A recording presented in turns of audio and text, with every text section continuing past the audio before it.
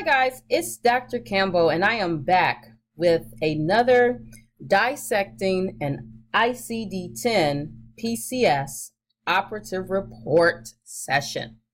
So today we have a patient that has extensive laceration of the distal left index finger with partial severance of the distal phalanx.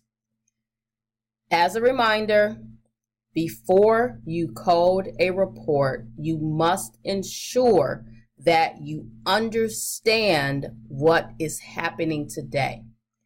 The operation, open reduction, internal fixation of the distal phalanx, left index finger with Kirschner wire stabilization, non-excisional debridement of laceration of the left finger, and repair laceration of the middle finger. Now, several of you have been asking me, when do I know that I need to report multiple procedures? Well, guys, I've said this to you before, that the guidelines are going to be key in you understanding when we do certain things. So, guys, let's pause for this particular case and look at our guidelines on multiple procedures.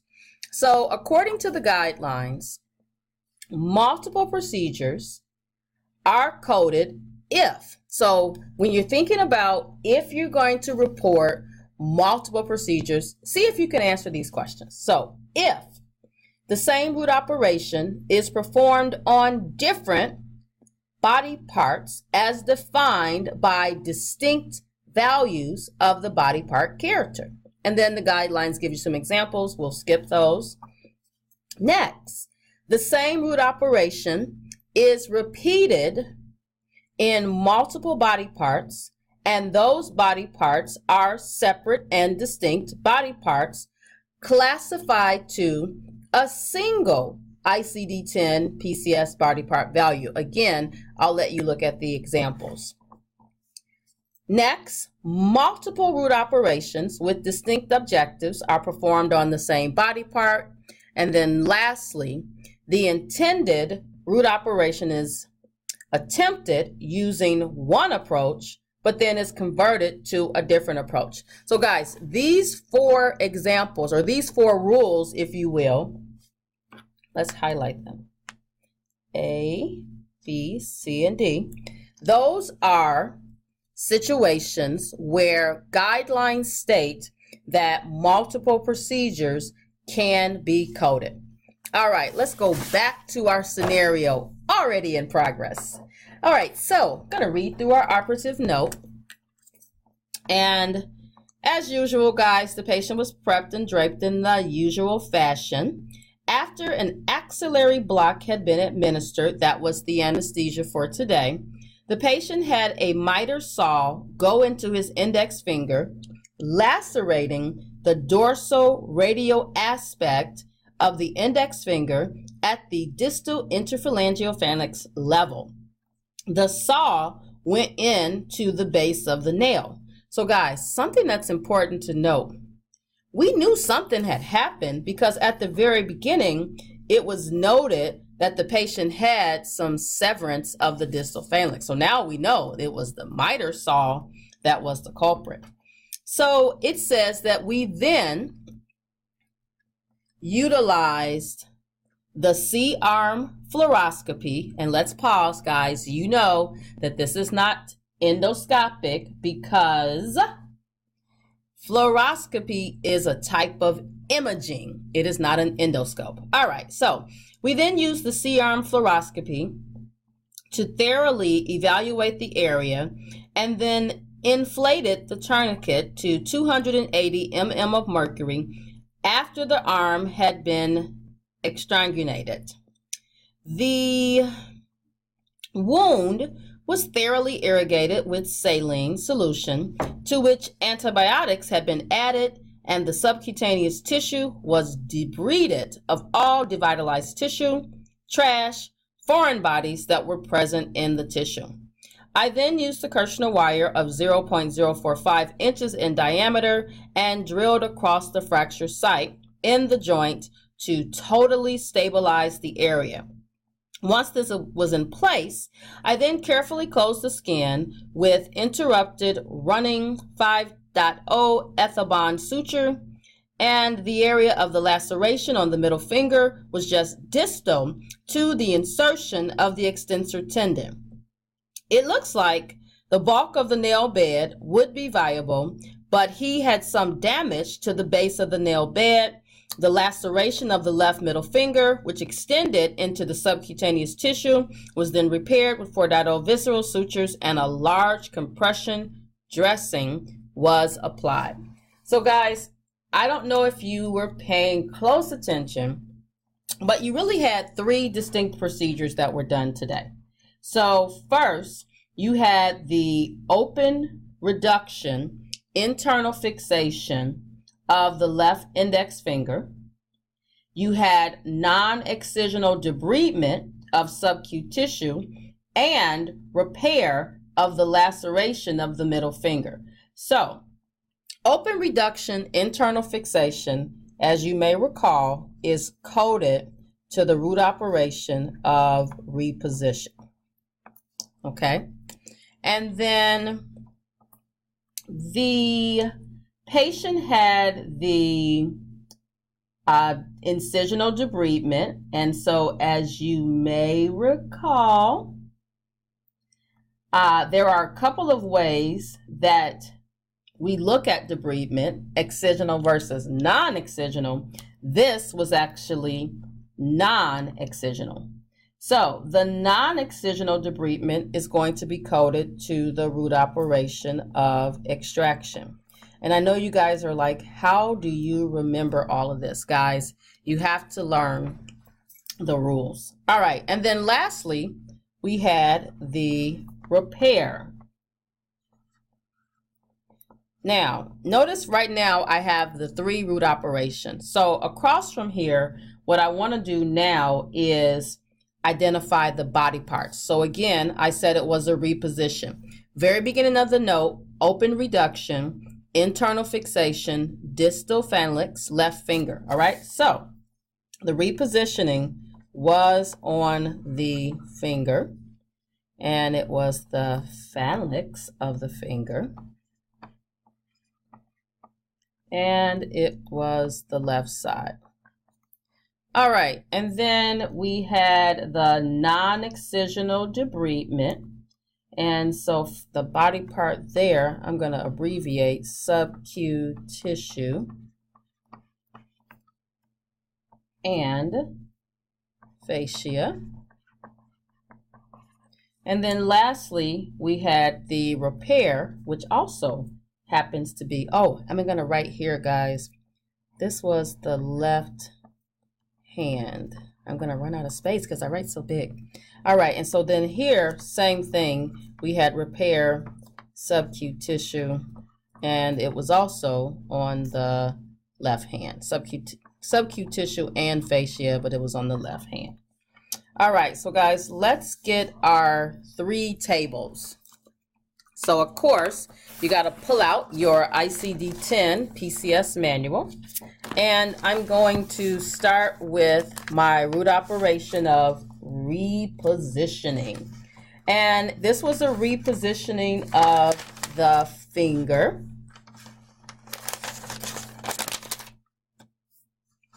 And so guys, don't forget about that single line. I know you're like, why does she keep saying that over and over again? And that is because I want you to know that you have to follow those rules each and every time. Okay, so guys, I'm looking at in alphabetical order. I see femur, I see fibula.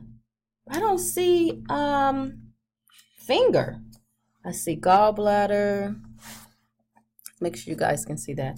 I see gallbladder, I see gland, I see glenoid cavity. Uh-oh, guys, what do I do? Okay, let's see. Open reduction, internal fixation, distal phalanx of the left index finger.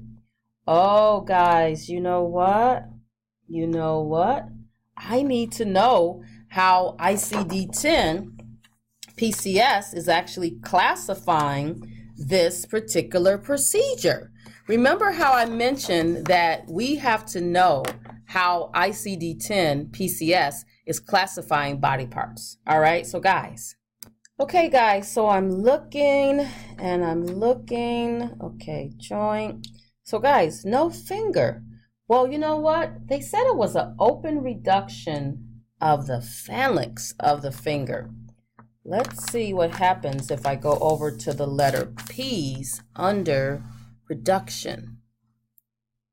Parathyroid. Oh, look, guys. There's phalanx. And under phalanx, finger. Okay, guys, so something that you just learned is you definitely have to know your anatomy, because you don't want to spend 10 minutes looking at the page. You're like, okay, I know it's repositioned. I don't see finger. I need to go back to my documentation. And remember, in the operative note, the issue was the phalanx, and the open reduction, internal fixation, was the phalanx. Okay, so that is what was key. All right, so it was the finger. So we're going to be looking at, and it was left 0 PSV. Let's write that down before we forget, or before I forget. 0 PSV. All right, now I'm not going to build this code just yet, guys, because I want to grab everything at one time while I'm in the index. So since I'm in the letter R's already, I'm just going to go ahead and grab my repair code. So that way, when I'll just go to the tables all at one time. All right, so we know that this was a repair. We wrote down subcutaneous tissue and fascia, so we'll look for that.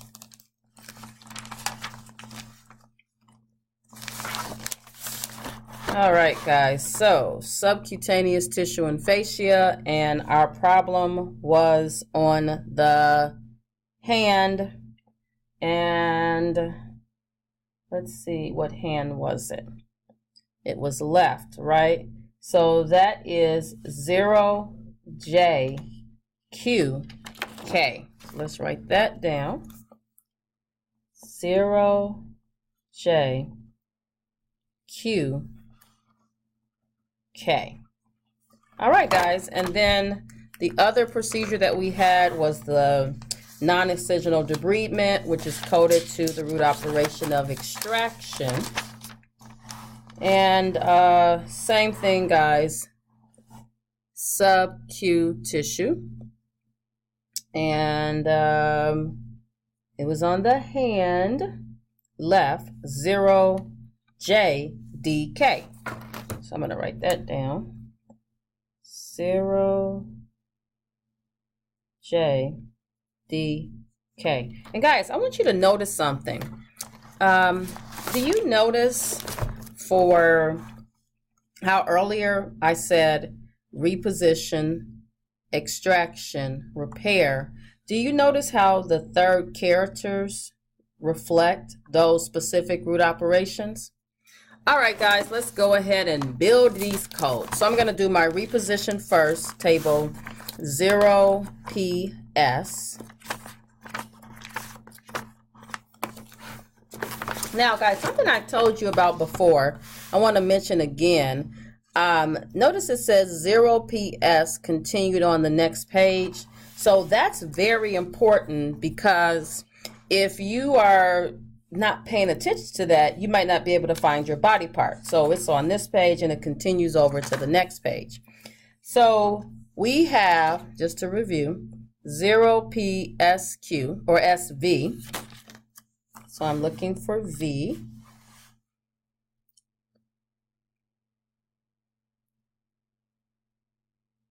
V, where are you?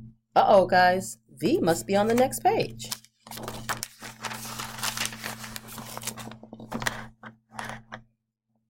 Oh, there it is. Uh-oh, guys. I see V twice. What's our rule, guys? What's our rule? When we're building our code, we're building from left to right, and we have to stay in the same row. So what's going to be critical is, notice what was the approach? Also, if a device was used. Open reduction, internal fixation. So there was a device. The guys, what device was it? Remember this wire here? That was used to stabilize the fracture. All right, guys, so now I know I'm going to be up here. This was partially severed, so guys, it was open.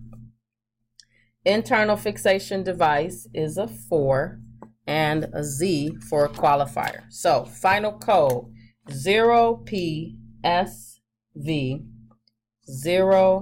04Z. All right, next up, I'm going to go to table 0JD. Oh, I got lucky, guys. I turned right over to it. 0JD. And I had a body part of K because it was the subcutaneous tissue, fascia, and hand. And options for approach are open or percutaneous. We already know it was open, no device, no qualifier. Final code here, 0JDK0ZZ. All right, guys, and our last table, 0JQ. So not too far to go for this one.